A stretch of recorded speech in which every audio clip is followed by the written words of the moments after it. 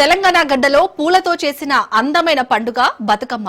తీరొక్క పూలు, కోటొక్క పాటల కోలాహలం శ్రమైక జీవన సౌందర్యానికి ప్రతీక. బతుకుకు స్ఫూర్తినిచ్చిన సంబురం మన తెలంగాణ బతుకమ్మ. పరమాత్మతోనే కాదు ప్రకృతితోనూ మన అనుబంధాన్ని స్ఫురణకు తెచ్చే వేడుక బతుకమ్మ వేడుక. బతుకమ్మ శోభ తెలుగు నేల సంస్కృతి సాంప్రదాయాలను పరిమళింపచేస్తోంది. ఆదిపరాశక్తిని పూల రూపంలో పూజించే పండుగ ఇది.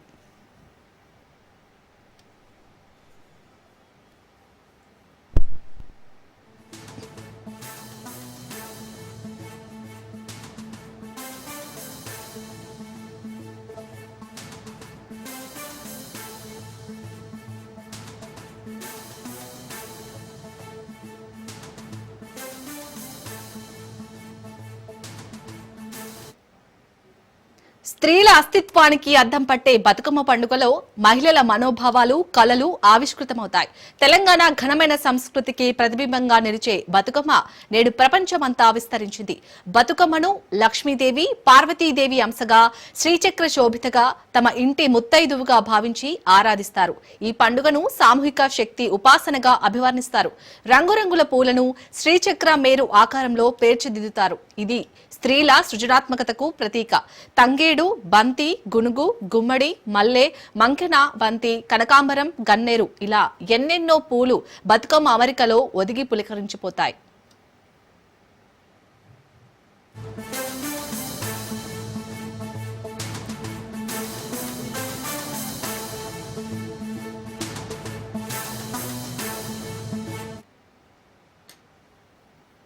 ఈ పండుగలో పూల తర్వాత పాటలకు అంత ప్రాధాన్యం. ఈ గీతాల్లో మహిళలు తమ కష్ట సుఖాలు, ప్రేమానురాగాలు వంటి ఎన్నో విషయాలను ప్రస్తావిస్తారు. అక్షరాస్యత లేని గ్రామీణ స్త్రీలు కూడా బతుకమ్మ పాటల్లో గంభీరమైన అంశాలనేకం ఉటంకిస్తారు. డప్పుల దరువు, కోలాటం వంటివి మరింత ఉత్సాహాన్ని జతచేస్తాయి. స్త్రీలలోని భక్తి భావన, తాత్విక చింతనకు బతుకమ్మ పాటలు అద్దం పడతాయి. కొందరు కవయిత్రులు తమకు దర్శనమిచ్చిన దేవతా రూపాల్ని గీతాలుగా మలిచారు. ఇంకొందరు పురాణ గాథలను బతుకమ్మ పాటలుగా రచించారు.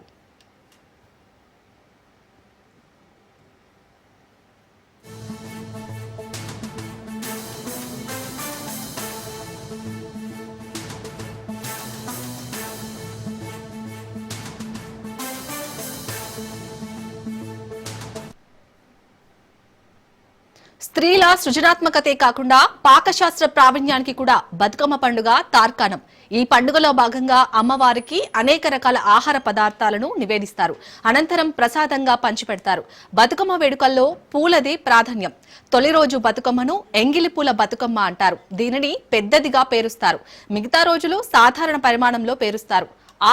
ఆరో రోజు మాత్రం అరిష్టంగా భావించి ఆ ఒక్క రోజు బతుకమ్మను ఆడరు. నవమి నాటి బతుకమ్మను సద్దుల బతుకమ్మ అంటారు.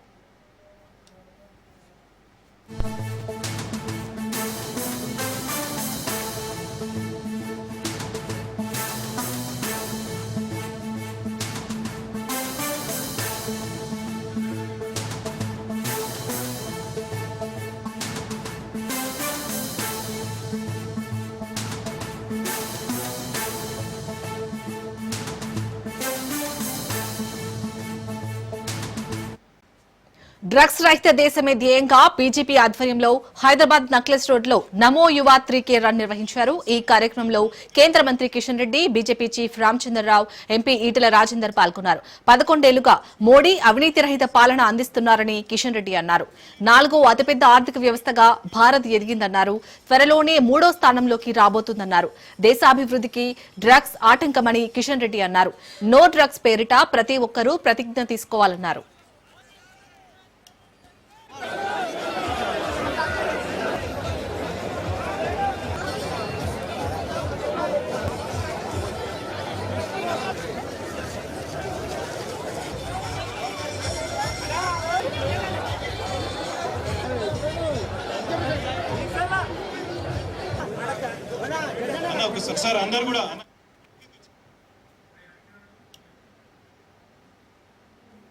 యువత డ్రగ్స్ కి దూరంగా ఉండాలని ఎంపీ ఈటెల రాజేందర్ పిలుపునిచ్చారు. యువత ద్వారానే డ్రగ్స్ రహితంగా దేశంగా భారత్ మారుతుందని అన్నారు.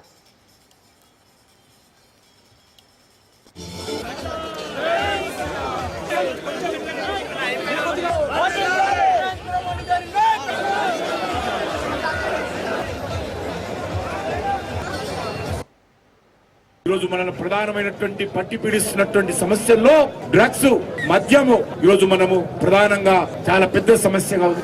ఏదైతే యువశక్తి నైపుణ్యానికి, యువశక్తికి సంబంధించినటువంటి మేధస్సుకు, దేశ అభివృద్ధికి ఇది ఒక ఆటంకంగా ఉంది. ప్రాథమిక పాఠశాల నుంచి మొదలు పెడితే యూనివర్సిటీస్ వరకు, ఈరోజు బస్తీల నుంచి మొదలు పెడితే పెద్ద పెద్ద టెక్ కంపెనీల వరకు, ఈరోజు చిన్న చిన్న పరిశ్రమల నుంచి మొదలు పెడితే పెద్ద పెద్ద ఉత్పత్తులు తయారు చేసేటువంటి అన్ని ప్రాంతాలలో కూడా ఈరోజు డ్రగ్స్ పెద్ద సమస్యగా మారింది. యువత ఏదైతే తమలో టాలెంట్ ఉంటుందో ఆ టాలెంట్ బయటికి రాకుండా ఈ డ్రగ్స్ ప్రధాన అడ్డంకిగా మారింది. ఈ దేశం వేగవంతంగా అభివృద్ధి జరగాలంటే ఈరోజు మనము డ్రగ్స్ ను పూర్తిగా అరికట్టాలి. నో డ్రగ్స్ పేరు మీద ప్రతి ఒక్కరు కూడా ప్రతిజ్ఞ తీసుకొని ముందుకెళ్లాల్సినటువంటి అవసరం ఉంది. ఈ డ్రగ్స్ ను పూర్తిగా నిర్వీర్యం చేయాలి. డ్రగ్స్ ఉపయోగించేటువంటి వాళ్ళను కౌన్సిలింగ్ చేయాలి. ఆ రకంగా డ్రగ్స్ ను మన దేశం నుంచి పారదోలాల్సినటువంటి అవసరం ఉంది. ఎక్కడ చూసినా పెద్ద పెద్ద విశ్వవిద్యాలయాలు, పేరున్న విశ్వవిద్యాలయాలు కూడా ఎట్లా డ్రగ్స్ కు నిలయమైపోయింది, ఎట్లా వ్యాపారం చేస్తున్నారు, డబ్బుల కోసం ఎట్లా కక్కుర్తి పడుతున్నారు, ఎట్లా విద్యార్థుల్ని వాళ్ళ భవిష్యత్తుని అంధకారంలో మూస్తున్నారు. నషా ముక్తి ఈ రోజు పంజాబ్ లాంటి గొప్ప రాష్ట్రం దాని బారిన పడి పాకిస్తాన్ దుర్మార్గాలకు ఎట్లా బానిసైందో చూసినాం. కాబట్టి ఇవాళ దేశంలో ఎక్కడ కూడా నశతో విద్యార్థులు గాని, యువకులు గాని చెడిపోవద్దంటే దాంట్లో భాగంగానే ఇవాళ ఇలాంటి మ్యారథాన్ రన్ మనం చేస్తా ఉన్నాం. కాబట్టి తప్పకుండా దీనిలో పాల్గొన్న అందరికి కూడా రాబోయే కాలంలో మోడీ గారు ఏ సేవా పక్షంలో భాగంగా ఇవన్నీ మనకు పిలుపునిచ్చిందో ఇది కంటిన్యూస్ గా విద్యార్థుల్ని చైతన్యపరచడం, యువకుల్ని చైతన్యపరచడం, రాబోయే కాలంలో వాళ్ళ కాళ్ళ మీద వాళ్ళు నిలబడేటువంటి శక్తిని, యుక్తిని వాళ్ళటువంటి కళ ఏదైతే ఉందో మోడీ గారి కళ, దాన్ని సాకారం చేయడంలో మీరంతా కూడా భాగం పంచుకోవాలని చెప్పి మనం చేస్తూ సెలవు తీసుకుంటాం. కామారెడ్డి జిల్లా బాన్సువాడలో ఆదివారం ఉద్రిక్తత నెలకొంది. అంబేద్కర్ చౌరస్తా వద్ద స్థానిక ట్రాన్స్జెండర్లు కామారెడ్డి నుండి వచ్చిన మరో గుంపుతో ఘర్షణకు దిగారు. దసరా పండుగ సందర్భంగా షాపుల్లో డబ్బులు అడుక్కునే క్రమంలో కామారెడ్డి నుండి వచ్చిన వారిని స్థానికులు ప్రశ్నించగా వాగ్వాదం జరిగింది. మాటా పెరిగి రోడ్డు మీదే రెండు వర్గాలు ఒకరిపై ఒకరు దాడి చేసుకున్నారు. ఈ ఘటనతో సుమారు గంట సేపు ట్రాఫిక్ కు అంతరాయం కలిగింది. సమాచారం అందుకున్న పోలీసులు సంఘటనా స్థలానికి చేరుకుని ఇరు వర్గాలను అదుపులోకి తీసుకున్నారు. అనంతరం వారు ఒకరిపై ఒకరు పోలీస్ స్టేషన్ లో ఫిర్యాదులు చేసుకోగా పోలీసులు కేసు నమోదు చేసుకున్నారు. అందరికి వర్తిస్తుంది, ఎవరికి వాళ్ళు ఎవరు హక్కు ఇయ్యరు. ఓకేనా? జనరల్ గా జరుగుతుంది.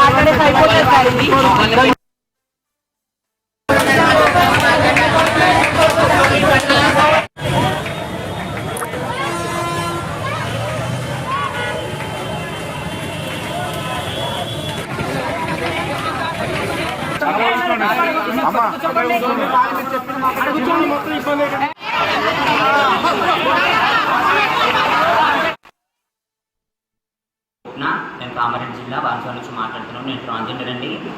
ఏం లేదండి, గత 7 సంవత్సరాల నుంచి నేను బాన్సువాడలో నివసిస్తున్నాను. అంటే మా దాంట్లో సంవత్సరానికి దసరా పండుగని మేము ట్రాన్స్జెండర్లు కలెక్షన్ అడుగుతాం షాప్లలో.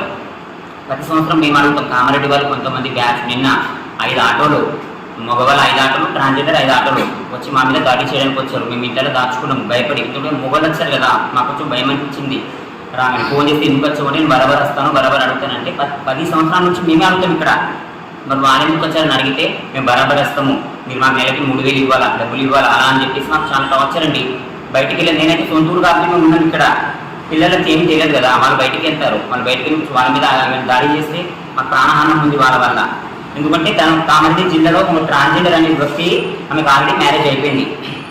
లేడీస్కి పెళ్లి చేసుకొని పిల్లలు ఉన్నారు. ఆమెకి పెళ్లి చేసుకొని కూడా ఆమె లింగమార్పు సర్జరీ చేయించుకొని మాఫియా డాల్లాగా కొంతమంది ట్రాన్స్జెండర్కి ఒక జాగ్రత్త చేయించుకొని డబ్బుల కోసం బుటా అదంతా. మేము ఒరిజినల్ ట్రాన్స్జెండర్ మేము ఇక్కడికి వెళ్ళాలండి, మాకు న్యాయం కావాలి. ఇప్పుడు దానికోసం మేము ఈరోజు రావడం జరిగింది. గత 8 సంవత్సరాలుగా మేము ఇక్కడే ఉంటాము. ప్రతి సంవత్సరము మేము దసరా పండుగ అనేది, ఫెస్టివల్ అనేది ప్రతి ఒక్క సాంప్రదాయం, హిందూ సాంప్రదాయం అది. మేము దుకాణంకి వెళ్ళి 50, 100, 10 వాళ్ళు ఇచ్చిన ప్రేమతో మేము ఖుషితో తీసుకొని సంతోషంగా ఆనందంగా ఆశీర్వాదం ఇచ్చేస్తామండి. మేము నిజమైన ఒరిజినల్ ట్రాన్స్జెండర్స్ని.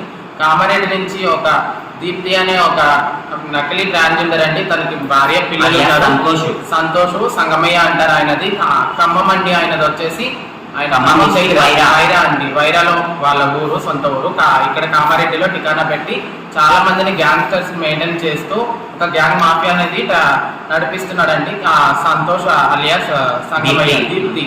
ఈ దీప్తి అనే ఆయన నేను కామారెడ్డిలో ఉంటాను, నేనే వస్తాను, నేనే చేస్తానని చెప్పేసి నిన్న బాన్స్వాడలో దుకాణానికి 5 ఆటోలో ట్రాన్స్జెండర్స్, 5 ఆటోలో మగవాళ్ళు వీళ్ళని తీసుకొచ్చి దుకాణానికి బట్టలెక్కి హంగామా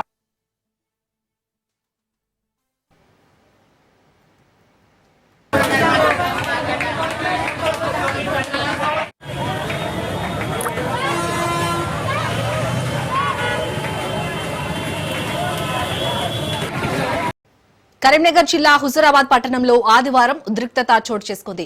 టేకుమట్లకు చెందిన శ్రీనివాస్ స్థానికంగా ఉన్న రిలయన్స్ టవర్ ఎక్కి నిరసన తెలిపాడు. దుర్గామాత విగ్రహాన్ని తీసుకెళ్తుండగా పోలీసులు తమను అడ్డుకొని కొట్టారని ఆరోపించాడు. దీనికి నిరసనగా టవర్ పైకి ఎక్కినట్లు తెలిపారు. ఈ ఘటనతో స్థానికులు, పాదాచారులు ఆందోళనకు గురయ్యారు. సమాచారం అందుకున్న పోలీసులు సంఘటనా స్థలానికి చేరుకుని పరిస్థితిని అదుపులోకి తీసుకుని శ్రీనివాస్ ని కిందకు దింపేందుకు ప్రయత్నించారు.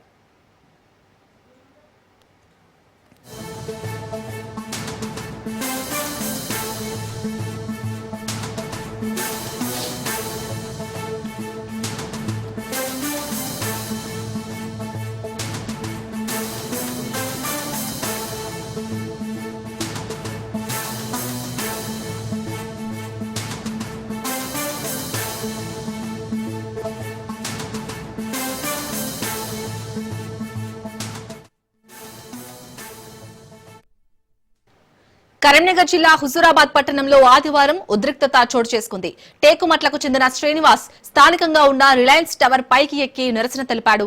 దుర్గామాత విగ్రహాన్ని తీసుకెళ్తుండగా పోలీసులు తమను అడ్డుకొని కొట్టారని ఆరోపించాడు.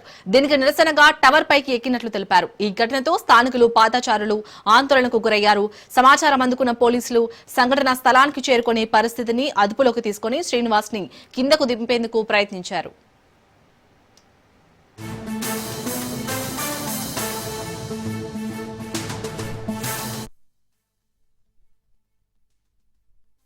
దేవుని కోసం, దుర్గామాత కోసం డిస్టర్బెంట్ లేకుండా ఒక ఫర్లాంగ్ మాత్రమే డీజే పెట్టుకుందా అని చెప్పి డీజే తీసుకొని వచ్చిళ్ళు.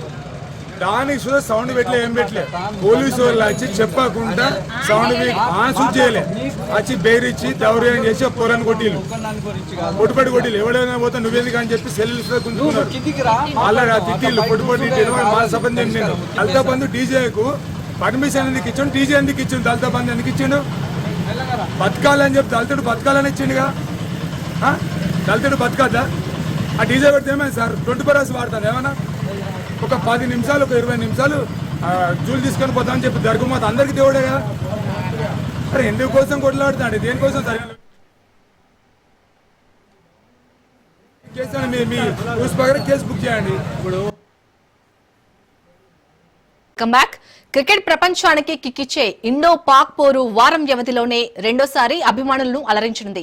ఆసియా కప్ సూపర్ 4 రౌండ్ లో చిరకాల ప్రత్యర్థులైన ఇండియా, పాకిస్తాన్ జట్ల మధ్య ఆదివారం హై వోల్టేజ్ మ్యాచ్ కి రంగం సిద్దమైంది.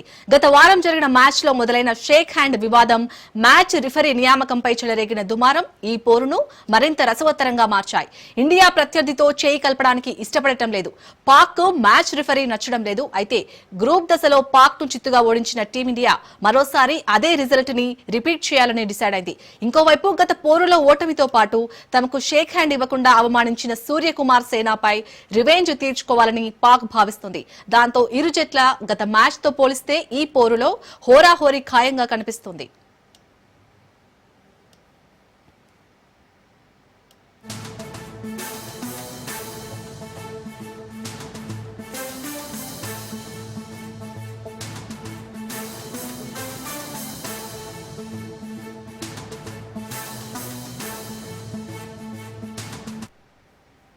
గ్రూప్ దశలో హ్యాట్రిక్ విజయాలు సాధించిన కెప్టెన్ సూర్యకుమార్ కెప్టెన్సీలోని ఇండియా సూపర్ 4 రౌండ్లోనూ అదే జోరు కొనసాగిస్తూ పాకిస్తాన్ పై మరోసారి ఆధిపత్యం చెలాయించాలని పట్టుదలగా ఉంది.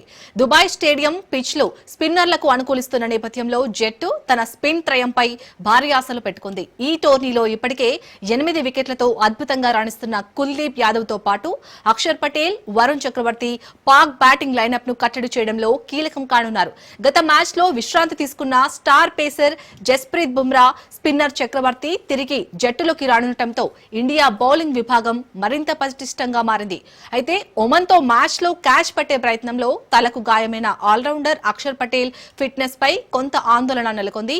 అక్షర్ అందుబాటులో లేకపోవడంతో తన స్థానంలో వాషింగ్టన్ సుందర్ ను జట్టులోకి తీసుకునే అవకాశం ఉంది. ఇండియా బ్యాటింగ్ లో శుభ్మన్ గిల్ ఫామ్ లోకి రాకపోవడం, హార్దిక్ పాండ్యా, శివం దూబేకు క్రీజ్ లో ఎక్కువ సమయం గడిపే అవకాశం రాకపోవడం వంటి చిన్న సమస్యలు ఉన్నప్పటికీ టాప్ 4 బ్యాటర్లు పాక్ బౌలర్లను సమర్థవంతంగా ఎదుర్కోగలరని టీం మేనేజ్మెంట్ ధీమాతో ఉంది.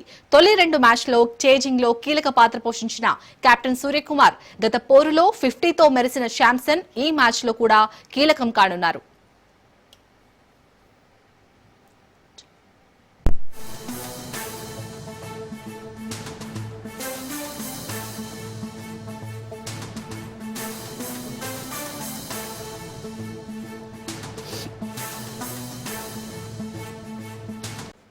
ఆసియా కప్ లో భారత్ పాకిస్తాన్ మ్యాచ్ కోసం యావత్ క్రికెట్ ప్రేమికులు ఎదురు చూస్తున్నారు.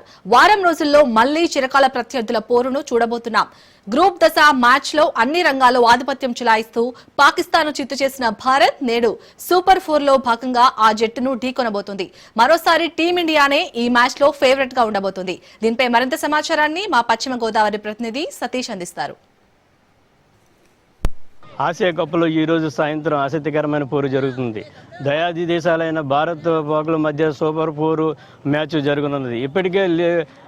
ఇప్పటికే లీగ్ దేశాల్లో తలపడ్డ జట్లు మరొకసారి ఆసియా కప్ టోర్నీలోను మ్యాచ్ ఆడుతున్నారు. మ్యాచ్లో భారత్ చేతిలో ఘోర పరాజయం ఎదురైన పాకిస్తాన్కు ఈ మ్యాచ్లో ఏం చేస్తున్నారో అనేది వేచి చూడాలి.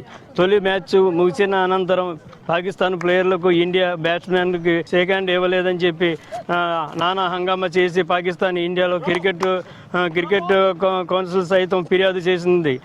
ఈ నేపథ్యంలో నిన్న జరిగిన ప్రెస్ మీట్కి సైతం పార్క్ టైమ్ టీం కింద గేజరయ్యారు. ఈ నేపథ్యంలో మ్యాచ్ జరుగుతున్నదా లేదా, ఒకవేళ జరిగితే విజయం ఎవరిని వర్ణిస్తుందనే విషయంపై చూద్దాం. సార్, మీరు చెప్పండి, ఈ రోజు ఇండియా పాకిస్తాన్ మధ్య ఆశీస్సులకు జరుగుతుంది కదా, దాని ఫలితం ఏమంటారు? ఖచ్చితంగా ఇండియానే గెలుస్తుంది. ఎందుకంటే డిఫెండింగ్ ఛాంపియన్గా ఇండియా బరిలో దిగింది. గత 3 మ్యాచ్లు కూడా ప్రతి ఒక్క మ్యాచ్ విజయంతో ఏకపక్షంగా విజయం సాధించి మన గ్రూప్ 4 స్టేజ్లోకి ఎంటర్ అయ్యాం. ఖచ్చితంగా ఈ మ్యాచ్ 100% కూడా ఇండియా గెలుస్తుందని మనకు ధీమా ఉంది. అంటే మొన్న జరిగిన మ్యాచ్లో ఇండియా గెలిచింది. అలాగే ఇండియా గెలిచినప్పుడు వాళ్ళకి షేక్ హ్యాండ్ ఇవ్వలేదని చెప్పి మొత్తం కంప్లైంట్ కూడా టీంకి ఇచ్చారు కదా, దాని మీద మీ అభిప్రాయం అంటారు? దాని గురించి ఖచ్చితంగా already India captain Suryakumar Yadav గారు ఆల్రెడీ మీకు అయితే తెలియజేశారు. దేశం ముందు లేదంటే క్రికెట్ అంటే కనుక ఖచ్చితంగా 140 కోట్ల మంది జనాలు అందరూ కూడా ముందుగా దేశం మాత్రమే చెప్తారు. ఎందుకంటే గత 4 నెలల క్రితం పెహల్గాంలో ఏదైతే జరిగిందో సుమారు 28 మంది భారతీయ ప్రజలను మనం అమాయకంగా ప్రాణాలు వాళ్ళు ఏదైతే కనుక తీశారు. దానికోసం దేశంతో పాటు ప్రపంచం మొత్తం కూడా ర్యాలీలు చేసి సానుభూతి తెలిసింది. ఖచ్చితంగా క్రీడా స్ఫూర్తి కన్నా క్రీడా కావాలా, దేశం కావాలంటే ఖచ్చితంగా దేశం కావాలంటాం మేము. 100% కూడా ఆ రోజున సూర్యకుమార్ యాదవ్ గారు చేసింది దేశంతో పాటు మొత్తం ప్రపంచం కూడా ఖచ్చితంగా హర్షిస్తుంది. దాని గురించి ఎటువంటి మాటలు కూడా అనవసరం. సూపర్ 4 ఇండియాలో టీం ఎలా ఆడబడుతుంది? మనం సుమారుగా ప్రపంచ వ్యాప్తంగా చూసుకుంటే ఎప్పుడెప్పుడు చూసే మ్యాచ్ ఏదైనా ఉందంటే అది పాకిస్తాన్ ఇండియా మ్యాచ్. నిజంగా ఫస్ట్ మ్యాచ్లో ఆసియా కప్ ఫస్ట్ భాగంలో కాకుండా ఇండియా విజయం సాధించింది. అలాగే ఇప్పుడు కూడా విజయం సాధిస్తుందని మనస్ఫూర్తిగా ఆకాంక్షిస్తున్నాం. అంటే ఆసియాలో మన ఇండియా గెలిచే అవకాశం ఉందంటారా? ఖచ్చితంగా అండి. మన ఒక లైనప్ చూసుకుంటుంటే ఇండియా లైనప్ చాలా బాగా ఆడుతున్నారు, మంచి ఫాలోయింగ్తో ఉన్నారు.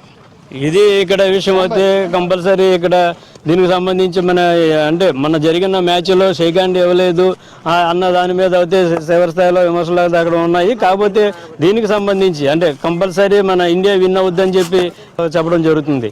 ఇది ఇక్కడ తాజా విషయం.